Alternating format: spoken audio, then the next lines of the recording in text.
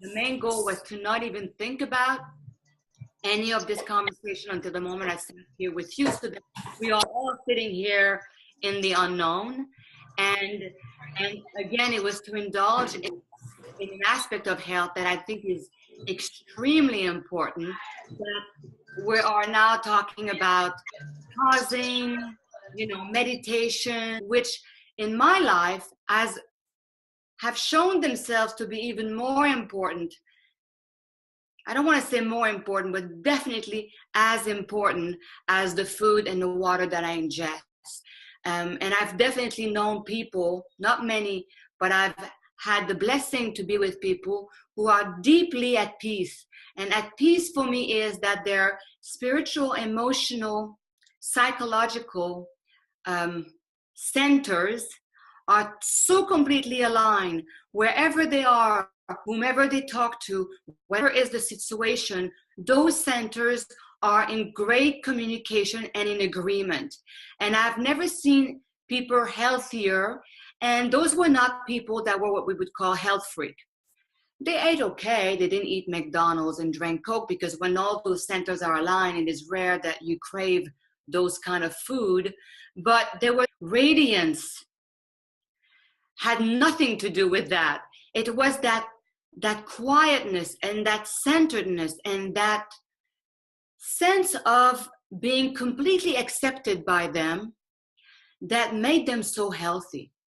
So I remember in my own challenges of my own health, I dealt with rehabilitation, I dealt with health, I dealt with adaptogen mushroom fungus, I dealt with super green, superfood, grasses, extracts.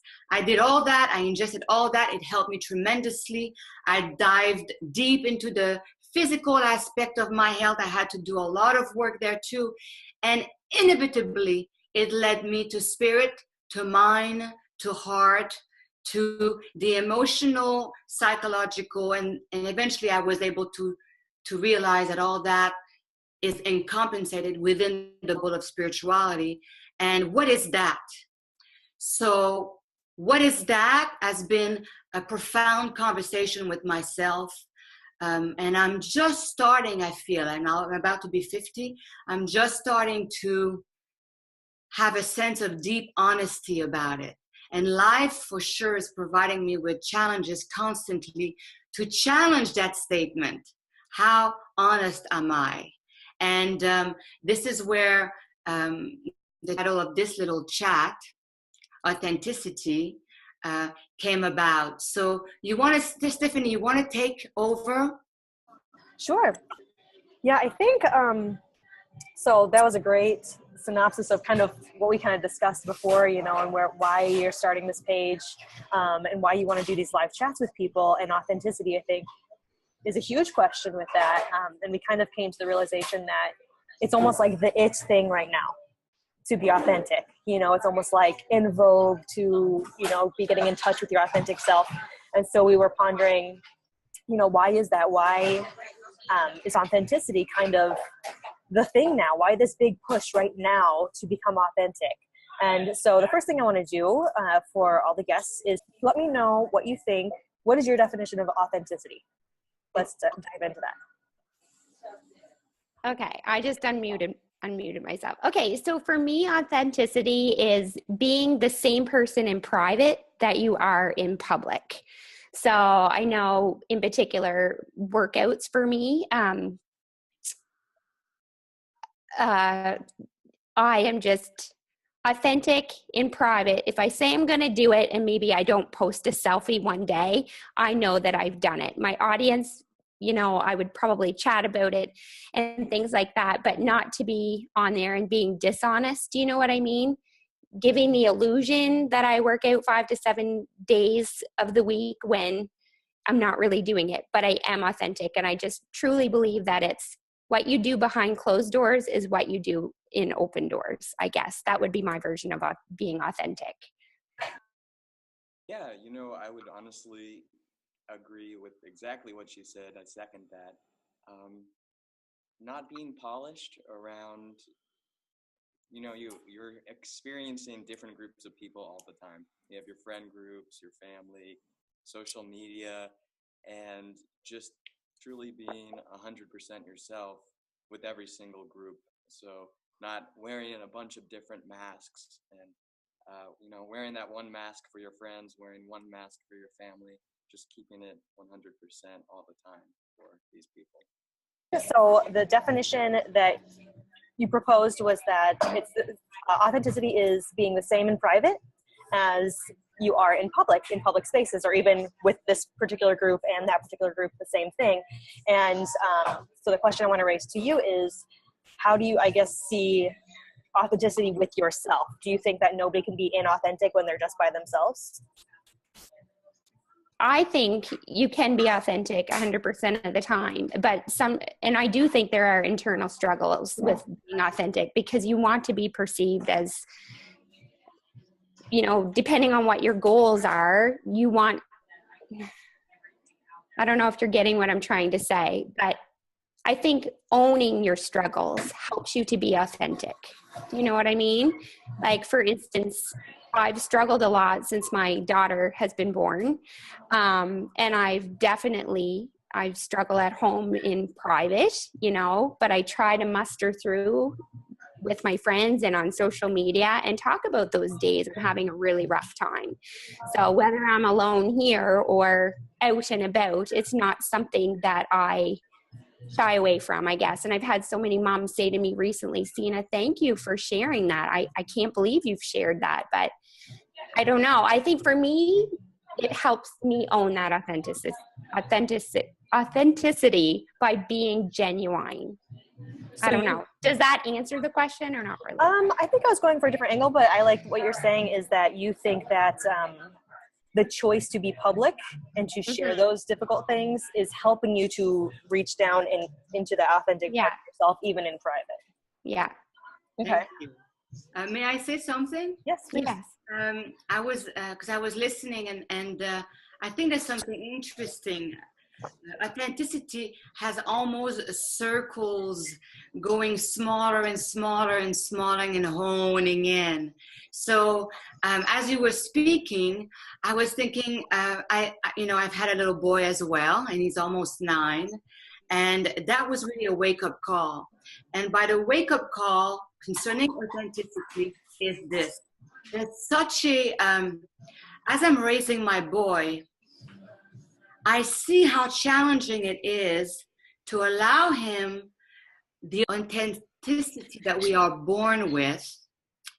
Therefore, if someone is not genuine with him, trying to make fluffy conversation, you can tell they're not really into it. They don't really get kids. They haven't had a kids. But they're doing their best, but you can tell they just feel like they're supposed to. They're supposed to smile. It's a little kid. They're supposed to say he's cute. All these things, there's nothing wrong with it. And my son, of course, being young, completely feels that. And one day, I said to one of these individuals, "It's okay. I can tell you don't want to talk to me. We don't have to talk." And he walked away. That's great. You gotta love them, right? Yeah. So now there's something quite wonderful about that I savor for very many, many long beats after that, until I realized I had to apologize. But I didn't really want to apologize. I liked it. Yet I understood that it could be perceived as very rude, that my son has to function in a society and behave in a certain way.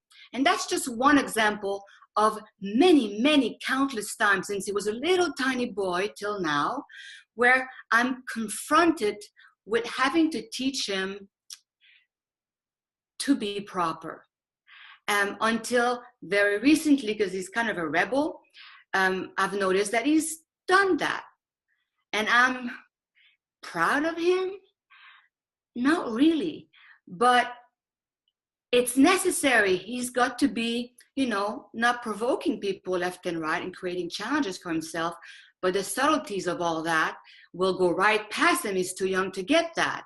So consciously and unconsciously, I'm creating not being authentic.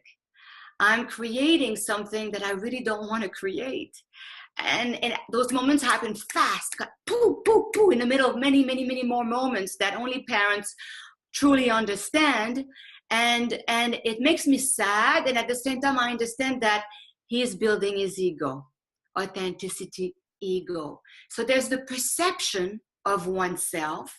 There's understanding that we have to behave in a certain way in order to be perceived a certain way to function.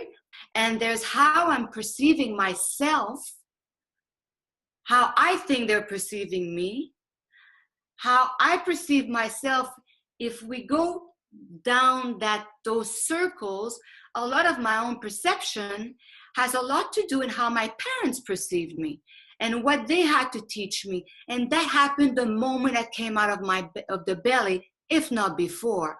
So authenticity, when you get down to it, for me, when I was listening to your question, Stephanie and Sina, your answer, to me, I am confronted with moments with my husband, with my child, where, because my body speaks to me very loud and clear, I'm noticing, so now I've finally gotten that when there's a great chronic ache, there's something I haven't dealt with in the past. And I'm getting better and better at closing that gap. My point is, being authentic is a heck of a thing, because even alone by ourselves, owning our challenges. So I watch myself, the true response, sometimes even all alone by myself, thinking of a situation that happened 20 minutes ago. I know I wasn't authentic because I didn't want to offend my partner. I wasn't sure in the moment how to say something. In order to really say what I wanted to say, I know that it would push buttons. On and on it goes. So from the very depth of my soul, I am now learning to find a way to say things that I'm realizing had not been allowed since I was very, very small. And I'm not talking about torture here. I'm not going in the depth of truly ugly, sad human behaviors. I'm talking about the average, where I believe we're good people in average. And yet we are constantly angry at each other, resentful, and we are discussing authenticity, I think, because more and more, Sydney, we have this ability to share our private times. We are sharing all our private times online. We are discussing our emotions. We have a zillion pictures of what we eat. And we are sharing difficult moments as mothers, and we are less and less satisfied. We are reaching more and more. And the more society, the more we have, the more we are reaching. So that's what the conversation was about, is that we are, most of us, better off than we were 100 years ago. And most of us are unsatisfied. There's something about never being enough. We are still unsatisfied, and somehow we don't feel like we are what we are, that let me be me, and we don't feel loved for that. And in many ways, I believe we are not able to really share that. And we seem to be more and more dissatisfied. And so when Stephanie and I were talking about that, I was personally thinking, I think we're missing the spiritual aspect of it, which is, what is authentic? Because in our great intelligence and our great technical abilities and our great ability to speak about our feelings, over hundreds of years, we've destroyed our environment, and we're destroying our own microbiome, our own bodies. We are making it very challenging to have healthy, loving conversation. We are competing constantly. And as I'm looking around, we are destroying ourselves. And so I'm wondering, and it might seem like it makes no sense, but I'd like to find out from you. For me, I'm starting to see in my own life that authenticity is becoming how can I be of service? What aspect of me is the most befitted to be in service of what aspect of it all? What is that? And the more I dive into, even in my relationship, even with my boy, how can I benefit my boy more? And I end up saying things that I didn't think I could say, or I would have assumed he would not understand. And he actually gets something, and he gets it. Not on all levels, but he gets it. The more I focus on how am I needed, not saving the world, but how am I needed? And in providing that, something very fulfilling is happening inside of me.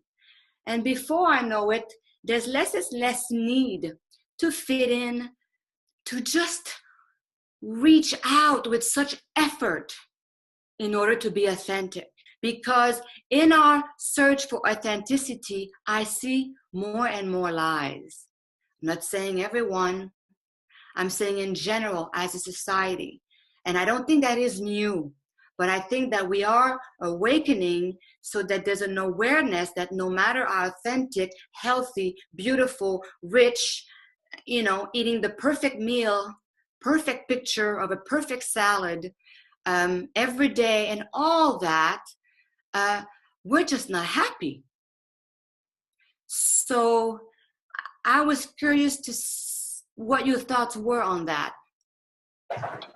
Well, as you were speaking, some of the ideas in terms of questions to bring to the table for you all today popped up. One of them being, because I think most people I think want to do good, right? Yeah. And so we want to be in service of others. We want to be a people pleaser. And I was going to propose the question, do you feel like that necessarily makes you inauthentic? Which is funny because what you just said was you feel like that is where we need to go in order to become more authentic, if I'm hearing you correctly. You mean people pleaser? Uh-huh.